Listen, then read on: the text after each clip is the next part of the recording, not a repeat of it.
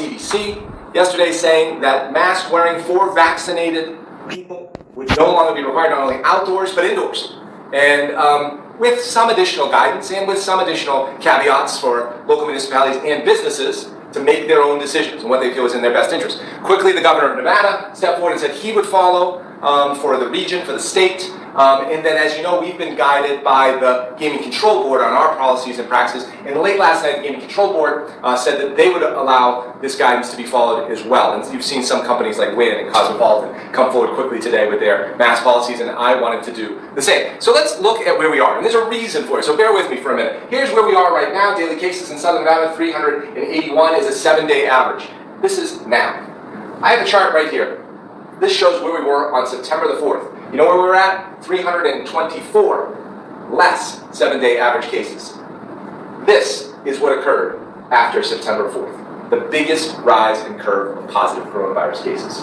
We've been here before. What we're looking for is a different ending, a different outcome. And we believe vaccinated people are what's making it more possible. So people who've gotten the virus and vaccinated people is what's making it more possible. But this is still real risk. Here's what we need to be reminded of. Here's New Hampshire, right now, 161 daily cases. Here's where we were in November, 161 7-day average daily cases. Here's what occurred between November the 6th and December the 1st. We found out how few cases we had to test positive on property before it was in the best interest of our employee owners and our guests to simply close. And that's what we had to do. That number was shockingly low. The numbers rise remarkably fast. In 2 to 3 days, we went from one positive case to contact tracing that took us to as many as 35 people. Not all of them positive, but all of them who had to be quarantined. It became almost impossible to run the business. And for the safety of one another and the guests, we had to close. So let's talk about the responsible way forward. And let's talk about our policy and practice. So here it is. The CDC said companies are not only able to, but should make decisions based on what they believe is in their best interest. So here's our practice. Non-vaccinated guests should, we hope, continue to wear their masks. It'll be an honor system. Non-vaccinated guests, under the CDC update, are not required to wear their masks indoors, and thus on property. We will not be checking guest vaccination cards, okay? This is truly an honor system. Employees, let's talk about what we can control, ourselves. Employees will continue to wear masks until June the 7th.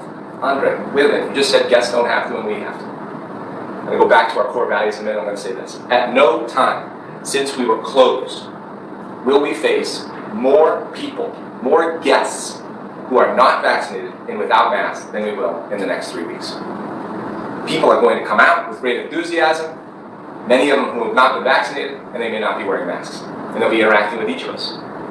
It is very difficult in our business to keep a 3-foot social distance at times, never mind a 6. So in our best interest for this original period, to better care for one another, we're going to keep that mask mandate in place for all employees.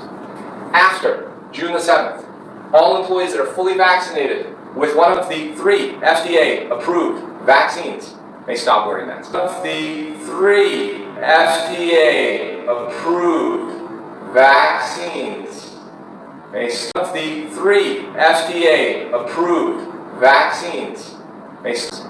All other employees that are not fully vaccinated will be required to wear their masks out of respect for their other employees, since they do have a higher risk of carrying an active virus. Okay? But let's not stop there. Let's build another incentive and goal system for ourselves. As all of you know, after becoming fully vaccinated and turning the vaccine card, you get $100 in your next paycheck. We've continued to have the goal that if 75, and when 75% of the company is vaccinated, all vaccinated employees will receive another $100. Here's another new goal from Greg and I.